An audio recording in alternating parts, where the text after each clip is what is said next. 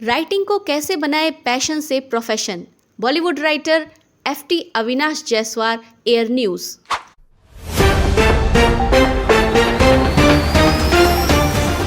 आजकल बदलती जा रही है क्रिएटिव राइटिंग की मार्केट में डिमांड। बड़ी बड़ी कंपनियां कर रही हैं क्रिएटिव राइटर्स को हायर। क्या आप भी एक बेहतरीन राइटर बनना चाहते हैं पर सही सब्जेक्ट चूज नहीं कर पाते, लिखते समय एक सही फोकस डेवलप नहीं कर पाते? आज आपके इन्हीं सवालों के जवाब देने के लिए हमारे साथ जुड़े हैं मुंबई से मिस्टर अविनाश जायसवाल जी, जो कई बॉलीवुड हिंदी फिल्मों में और वेब सीरीज में एज ए प्रोफेशनल राइटर, कई टॉक शो के प्रेजेंटर, नाट्य लेखक और बॉलीवुड फिल्मों में लिरिसिस्ट के तौर पर काम कर चुके हैं। सबसे पहले मैं बिल्कुल आपके इस प्लेटफॉर्म का बहुत बहुत शुक्रिया अदा करना चाहता हूं कि आपने ये मौका दिया मुझे। एयर न्यूज प्रसारित show interview on every view पर आज हम अविनाश जी से जानेंगे एक राइटर कैसे अपने पैशन को प्रोफेशन में बदल सकता है, कैसे वो आज इस क्रिएटिव दौर में राइटिंग के जरिए एक अपनी पहचान बना सकता है, कैसे वो राइटर एज ए पैशन से एज ए प्रोफेशन की तरफ बढ़ सकता है। देखिए, पहली बात तो ये है कि इस फील्ड को चुनने से पहले आप ये बात तो पक्का सोच लें कि आप किस लिए आना चाहते हैं।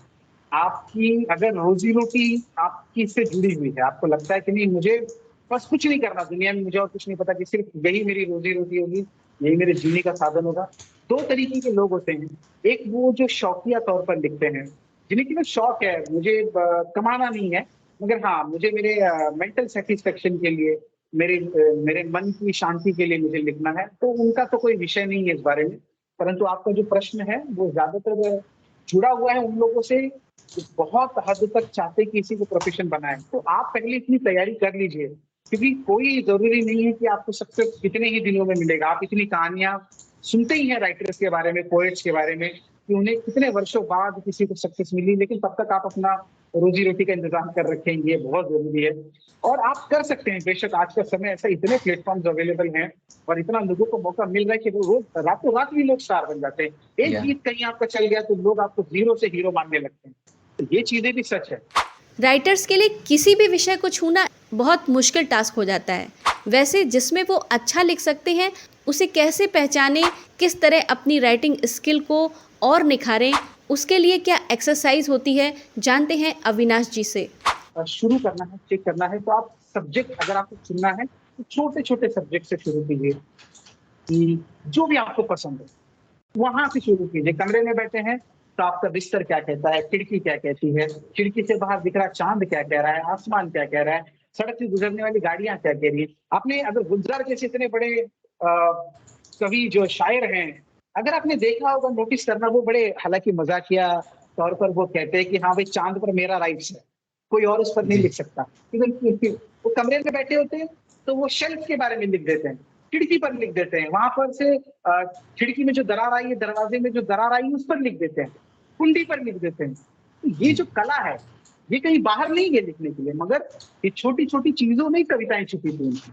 तो मुझे लगता है कि सब्जेक्ट कहीं ढूंढना नहीं पड़ता, आप स्वयं ही सब्जेक्ट बना सकते। जो कुछ भी दिखता है सब कुछ आपका सब्जेक्ट। अगर आप ऐसे ही राइटिंग से जुड़े और सवालों के जवाब जानना चाहते हैं तो तत्काल एयर न्यूज़ को सब्सक्राइब करें और हमारे आर्टिस्ट से जुड़ें और ऐसे ही इंटरव्यूज़ को एक्सप्लोर करें। इसमें से कौन से प्रसिद्ध इंडियन राइटर ने ये फेमस बुक गोदान लिखी है? अरुंधति रॉय, हरिवंश राय बच्चन, मुंशी प्रेमचंद, शशि थरूर। अगर आप जवाब जानते हैं तो कमेंट सेक्शन में ज़रूर लिखें और अगर आप जवाब नहीं जानते हैं तो सवाल पर ज़रूर रिसर्च करें। आप सभी स्वस्थ रहें, स्पिरिचुअल रहें, हमारी यही कामना है। धन्यवाद। Please don't forget to like और शेयर और follow for regular updates. Also, please leave a comment to let us know how do you feel about this information. Moreover, please tag your friends or relatives whom you think may relate to this post.